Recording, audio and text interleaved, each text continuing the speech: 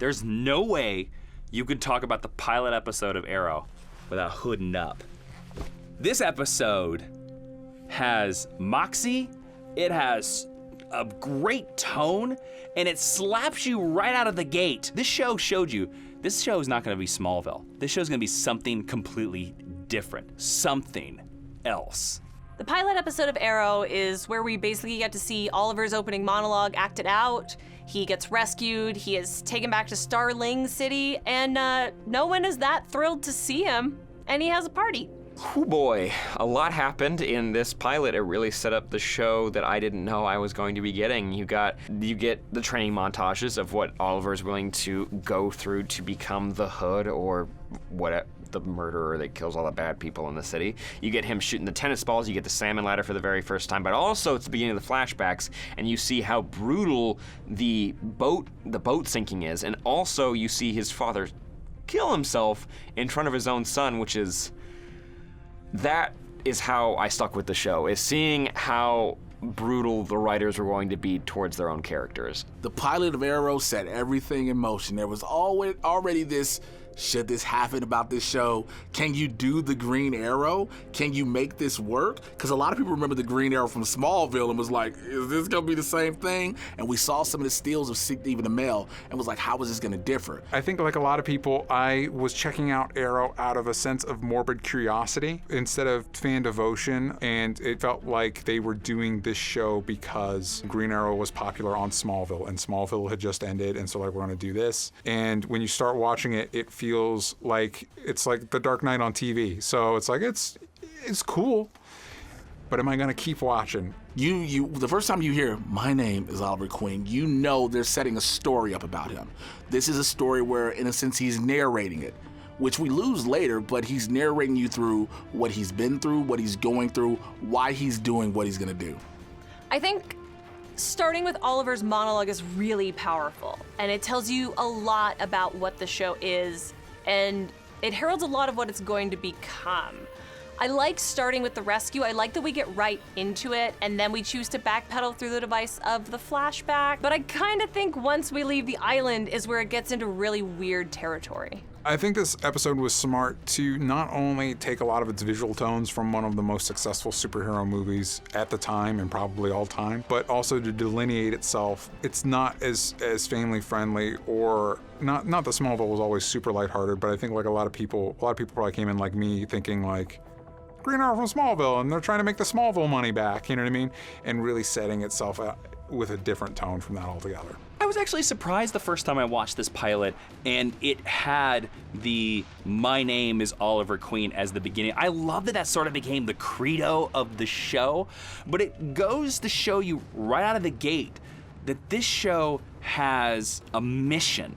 This show has a different tone. This show is gonna take itself a little bit more serious than any of the previously jokey superhero shows that we'd seen in the past. It intrigued me hearing that voiceover. For entering a show like that, I was like, okay, I feel like it's gonna be a little bit more personal, and I feel like we're gonna be dealing with more adult stuff compared to Smallville, the only other show I had as a reference point for what could be on TV for like DC heroes. So that was a pretty cool intro also. It got pretty dark pretty quick. One of my favorite scenes in Arrow is in this pilot. It's the scene where Oliver is sleeping by the open bedroom window while it's raining in the Queen Mansion. Moira comes in and he attacks her. Now, no matter what you say, because we know that he wasn't on the island all 5 years, I know that's kind of ruined this scene a little bit, but the idea that he can only be comfortable on the floor where it's rough, where it's hard, where it's cold, is such an interesting way to tell us everything we need to know about Oliver Queen. Him sleeping on the floor in this scene doesn't quite make sense because he was in Hong Kong. He had a bed in the literally weeks prior to this happening. So the PTSD doesn't quite make that much sense, but as an intro, taking out all the other seasons that have happened after that, it was really intriguing to see such a damaged hero and someone who needed help, who needed to go through recovery and grow as a human being and become a human being once again. It really intrigued me. In hindsight, I have mixed feelings about Oliver sleeping on the floor next to the window and Moira coming in and him attacking her. When I first saw it, I didn't like it. I don't like Moira in the early part of season 1. This moment rang really false to me, and I didn't see the necessity for him attacking her. I truly didn't.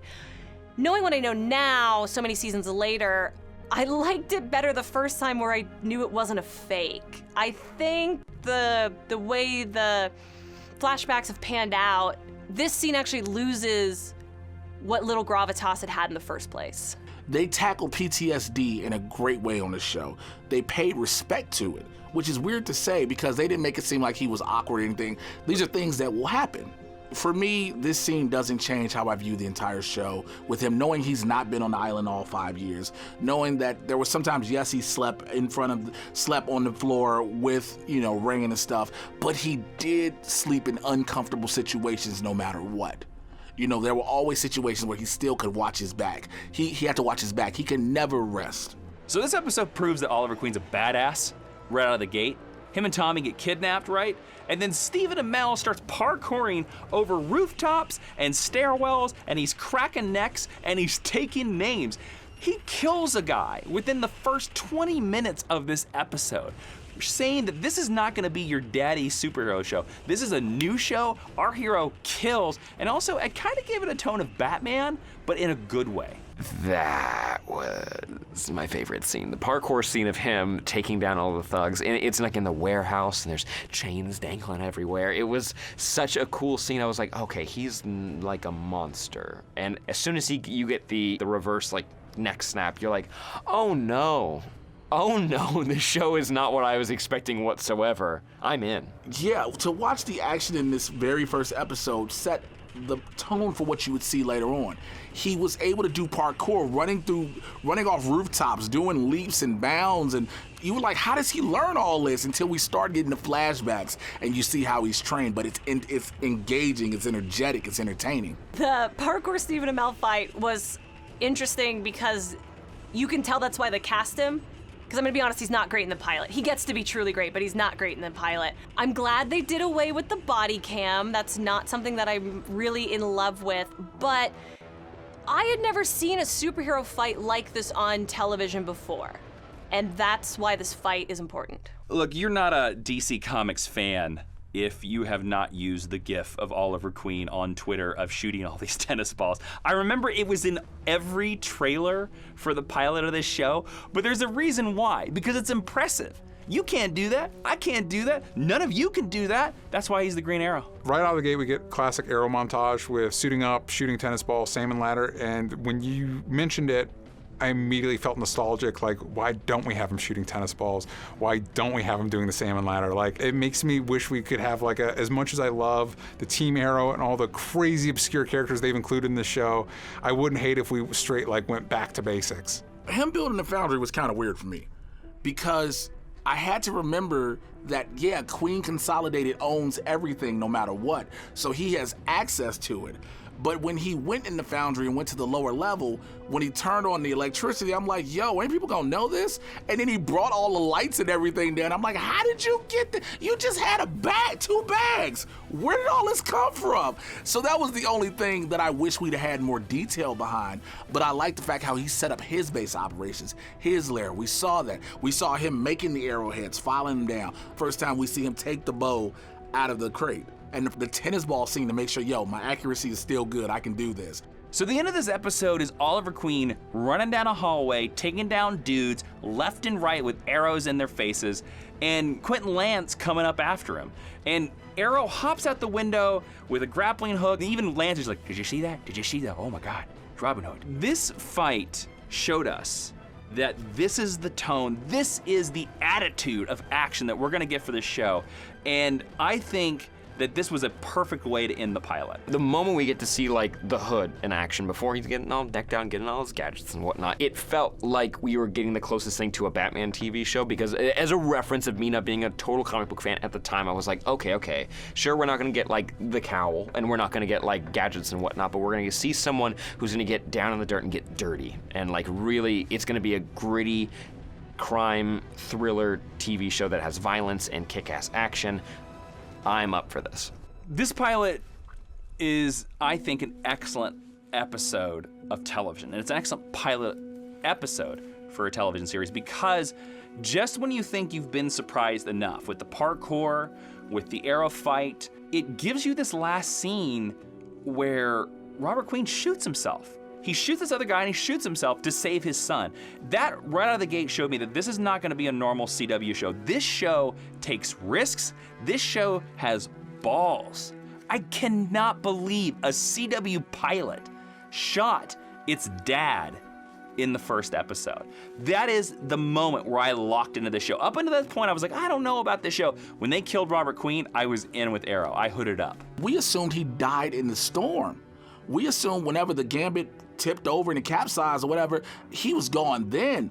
To find out they made it out on the life raft and to watch Robert Queen say, take my list, be better than I was, you can save this city, and then him put the gun to his head and blow his brains out with Oliver screaming no, was like jaw-dropping. When you go back and think about it, I was like, yeah, that's actually really dark, especially for, it's weird to think about. I guess the tone of the show is significantly lighter now than it was in season 1. Huh. Yeah, that's probably a big moment. I hate the scene where Robert Queen kills himself in the boat. I think it's illogical. I think it's deeply selfish. And I think it only exists because Robert Queen wasn't going to be a main cast member. If he was going to do that, he should have never been in these scenes to begin with. You're leaving your son with no skills all on his own. You don't think you would have been better off together? This pilot's almost perfect for setting up this show. Thinking back on it now, like story-wise with what they built in season 5 and beyond that, doesn't quite make sense. But that's okay, because as just a selling point and getting people on board with the idea of like a bow and arrow superhero. At the time it seemed a little weird, but this is such a solid pitch. The pilot is in the top 10 because this gave you something you never expected. No one thought by any stretch of the imagination this would be a dark, gritty, urban parkour, vigilante superhero that would have you like, oh, he will kill people. Oh, he takes money out of accounts and he's got things he can do. And this set the tone for it all. I think the pilot is in the top 10 episodes because I think it had probably the greatest challenge of any of the episodes because it had to convince all of us that this was something that was worth watching. Because this was before we knew about The Flash or Legends or Supergirl or any of that stuff. Before we had any inkling that this was a universe that was being introduced to us. And so just on the merit of this character alone and these actors and this writing and the premise of this show, it had to convince all of us that were probably on the fence about it that this was worth our time. And the fact that it did that so well that we're still here 6 seasons later, I think earns it its spot in the top 10. I don't think the pilot episode should be anywhere near this list. I think it fails as a pilot because other than a cool fight, everything that's impactful about this episode is only impactful and interesting through the lens of stuff we know seasons and seasons and seasons later. Without that fight, there's nothing sustainable in this episode. There's no great performances, and I don't think the hook was enough of Batman light for it to work. When I first saw this pilot, if I hadn't been encouraged to watch more episodes, I would never have continued watching Arrow. I think this episode was on so many people's list because it was the first one, and I think that the things that originate what we love deserve respect for that reason. Other than that, I don't know why it's included on the list. The pilot episode of Arrow definitely deserves to be in the top 10 episodes of Arrow simply for the fact that it set the bar so damn high. We still remember it. We still remember it because there are so many aspects, cliches if you will, of Arrow that all come from this episode. I don't know if I'd put it at number 2, but I do think it's really important to the show. I think I'd maybe make it 3. Maybe flip it with 3. The pilot episode shouldn't be on this list, so it definitely shouldn't be number 2. I think the pilot episode of Arrow is maybe a little high. I don't know if it should be number 2. It definitely should be in the top 5. It actually, if this had turned out to be the number 1 episode of Arrow, I would have been all right with it. I would have been okay with it. I would have understood that it really just surprised people so much out of the gate that that's the reason why it made it to number 1. I would move the pilot down because it definitely deserves to be in top 5. let's do it this way. Invasion, move it up again to number 2, and then move this to number 3. There you go. Are you only putting Invasion that high because the Flash is in it? I mean, Aliens are in it too, but the Flash is definitely in it. And Ragman, can't put Ragman low on the list, man. You like Ragman? You didn't like Ragman? No. He wasn't the worst. I don't think the pilot is too high on this list at all. I think it's perfect at number 2. Let's see what number 1 is.